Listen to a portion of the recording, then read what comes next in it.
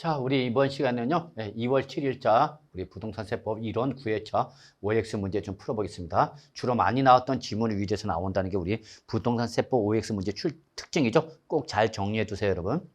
자, 1번 등기된 부동산의 임차권의 양도는 양도소득세 과세 대상이다. 맞는 말입니까, 여러분? 그렇죠. 부동산 임차권의 양도는 반드시 뭐 확인했죠, 여러분? 등기 여부 확인했죠? 등기된 부동산 임차권의 양도는 양도소득세 과세 대상이다. 맞는 말이 되는 거죠.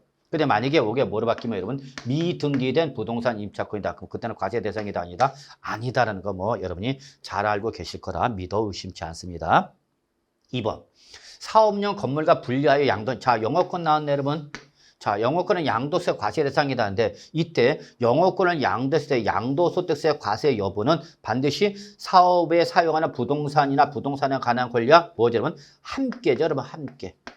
함께 양도할 때만 양도소득세 과세 대상이 있는 거고 뭐 하면 분리하여 양도하면 이때는 과세 대상이다 아니다? 아닌 거죠 여러분. 그래서 반드시 영업권이 남으면 반드시 사업용 부동산과 함께인지 분리인지를 꼭 구분하셔서 정리해 두시기 바라겠습니다. 여러분 아시겠죠? 그래서 내가 부동산을 양도를 하면서 그 건물에 대한 피를 받았다. 그럼 그때는 피도 양도소득세 과세하는 거다는 얘기죠. 그냥 단순한 영업권만을 양도할 때는 그때는 양도소득세 과세 대상이 아니라 종합소득세인 기타 소득으로 과세가 된다라고 확인해 두시기 바랍니다. 자, 3번. 부동산과 함께 양도하는 개발 제한 구역의 지정 및 관리에 관한 특별법, 조치법, 특별조치법에 따른 우리 이축할 수 있는 권리. 이게 바로 뭐죠, 여러분? 이축권이죠. 자, 이축권을 양도하면 즉 부동산과 함께 양도하는 이축권은 양도세 과세를 해야 되는 거죠. 다만 감정평가 업자가 감정한 가로 구분하여 별도로 평가에 신고했다.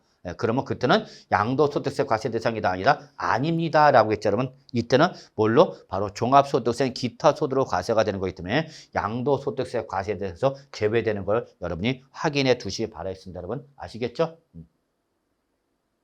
자, 이제 우리 4번부터 풀면 되죠? 자, 4번. 부담부 증여 나왔죠, 여러분? 자, 부담부 증여. 항상 제일 중요하다고 그랬죠, 여러분? 그래서 양도의 개념에서 제일 중요한 거 부담부 증여 꼭 봐두시고요.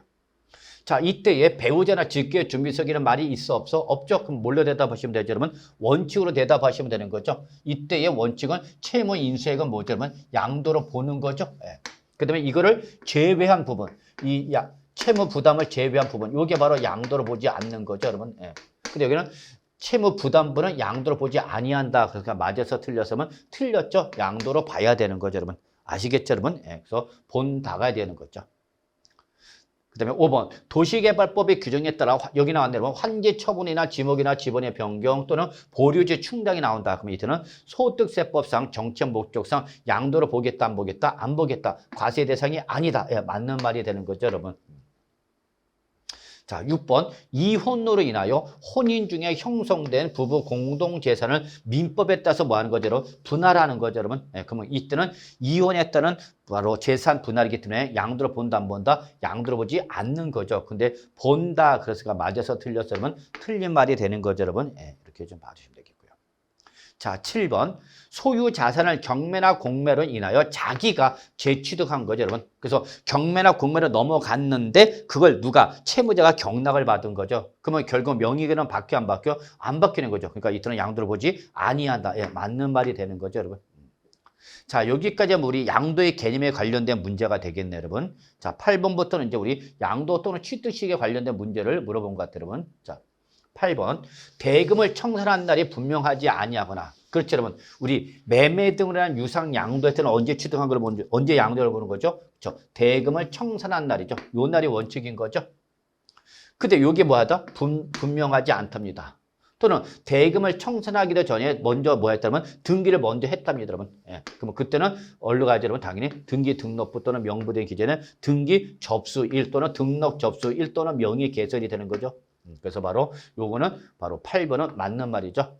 그래서 원칙 대금 청산일, 다만 예외적으로 대금 청산일에 불분명하거나 또는 대금을 청산하기 전에 먼저 뭐 했다면 등기를 했다. 그럴 때는 바로 그 어디로 간다면 등기 접수로 간다는 걸 꼭 좀 기억해 두시기 바라겠습니다.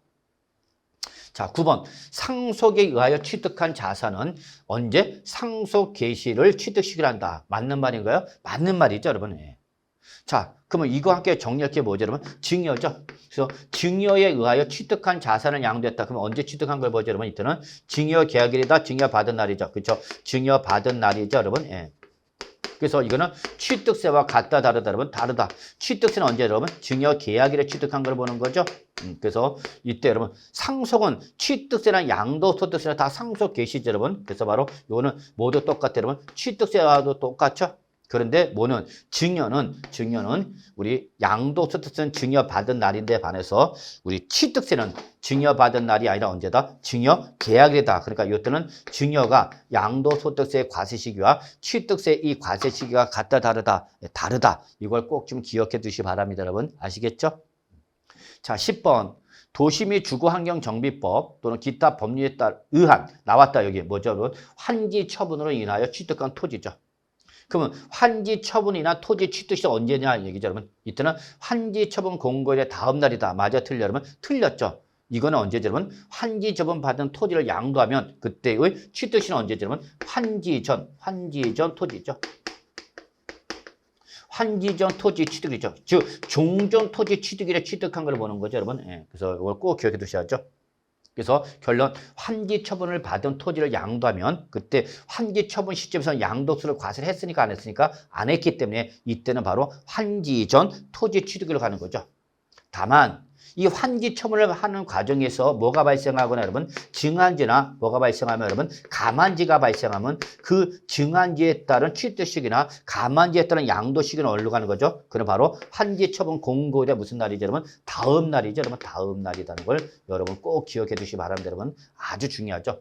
그래서 역시 양도 또는 취득시기에서 제일 중요한 부분이 바로 역시 이 환지 처분 받은 토지 이 양도 또는 취득시기 요거 잘 정리해 두시길 바라면서 여기까지 해서 우리 매일 정리 노트 해설 강의 마무리하도록 하겠습니다. 여러분 수고하셨습니다.